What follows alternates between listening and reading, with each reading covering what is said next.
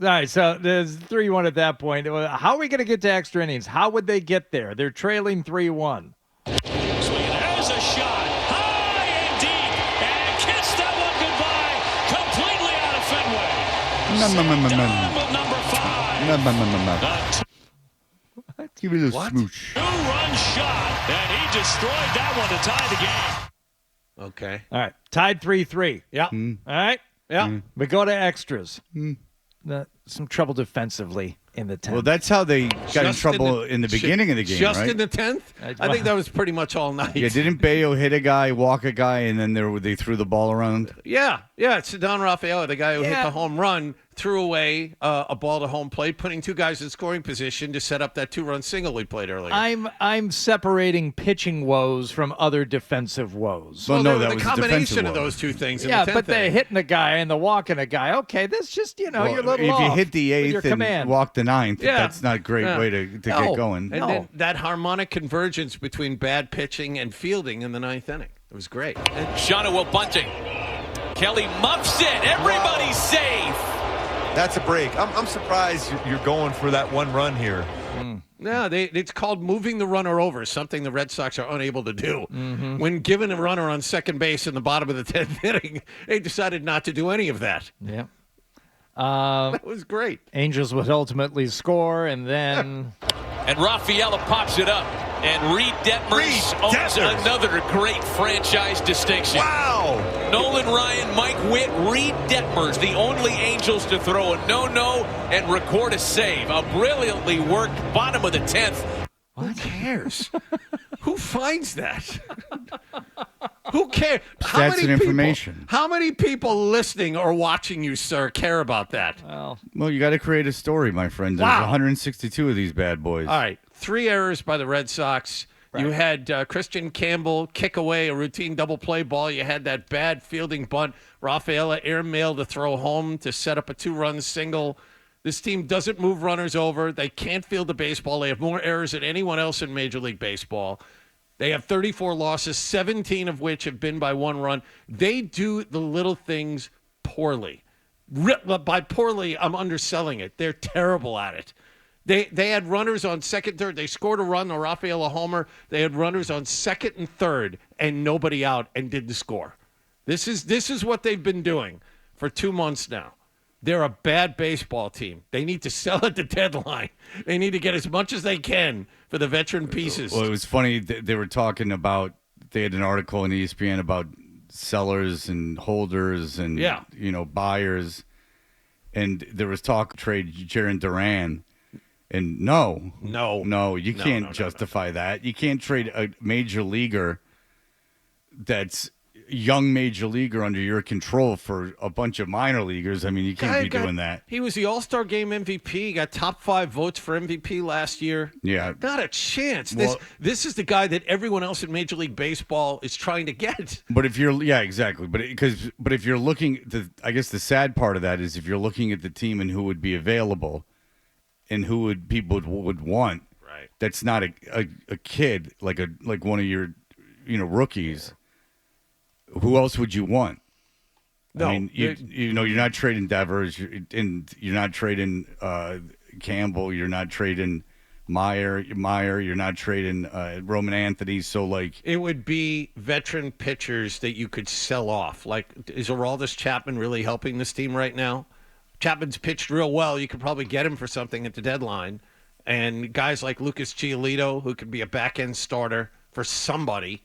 Those are the guys. I don't know if you can afford to give up starting pitching on this team, though, just as a matter of playing baseball. Sure. You know what I'm saying? Like, yes. you got to play. And yes. and you do have value at the top of the rotation. I wouldn't want to screw around with that. I also wouldn't want to blow away all my bullpen arms by getting rid of every starter I got. And you know what? They have the starting pitching that has thrown the fewest innings, I think, in Major League Baseball. They were up until last week. Brian Bale went 6 innings, and they made it sound like he threw a no-hitter. I mean, the fact that he actually made it through 6 innings was something to be championed last year. Yeah, my concern with the starting pitching on this team is so bad that you can't afford to get rid of it, because by doing that, you're jeopardizing every arm in that on that rotation, in that bullpen. Everyone now is... You're really juggling a mess, Because you're bad enough as it is. If you get rid of one of these guys and then bring in someone even worse, now you're really screwed. Identify who you can sell off and get to work on it. I don't think that they can sell. I just don't think they can sell. Well, Chapman is an obvious one. No, they can sell Chapman. Fine. Chapman is an but I don't obvious think one. you're going to get a whole lot for Chapman. No, I'm not saying you're going to get a haul. I'm saying you get what you can. Right, but you also, yeah, it's interesting with Chapman because, again, by having him as your closer, at least it's an ending. Your other guys don't have to pitch. But you have to get to him. No, I know. That's but the problem. and I'm not talking about winning and losing games. I'm talking because if you're this team and selling at the deadline, things went really, really bad, like firing bad, and so, I don't. First of all, I don't think that he's going to get you any. Like, I don't think he's going to get you anything. Like, the chances of him getting you even a high minor leaguer, future like AAA player, I think are very low. You were talking about firing bad. Alex Cora was really upset after the game was over. I don't know if you have the clip there, Hardy. But I believe this is the one, This yeah. is pretty telling. What you saw today, routine ground balls for those plays we don't turn. We throw to the wrong bases. We make cut-off guys. PFPs were horrible. There's a lot of bad right now. Yeah, and he said afterwards that pretty much has to fall on me, right? And it took me aback because very rarely do you see a manager say that in season like that. This is my fault. And I kept thinking after he said it, he knows he's not going to be fired. He knows that he's keeping his job regardless of what happens. Otherwise, why would he accept the blame like this? Yes. It's like Sam Kennedy during the offseason, the roster construction and all this stuff, it falls on me. Well, it's great that you took the blame, but there's no danger in you doing it. Maybe he wants to tell, like he's telling the team, like, look, you're costing people jobs. Maybe that's the message there. Okay. Is that, or maybe he stands and says, I'm protecting my guys. I mean, you also often don't hear managers not take responsibility.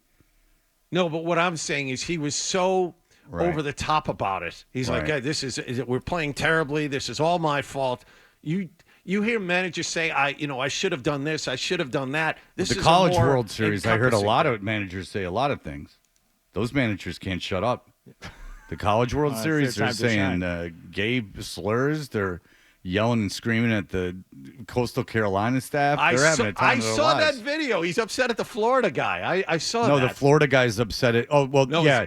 The Coastal Carolina guy in his press conference called out the Florida coach. But the Yes. Florida coach is the one who lost his mind. Yes, before the game and berated the Coastal Carolina personnel. But the thing is that if I'm the guy from Florida, that's exactly what I'm doing.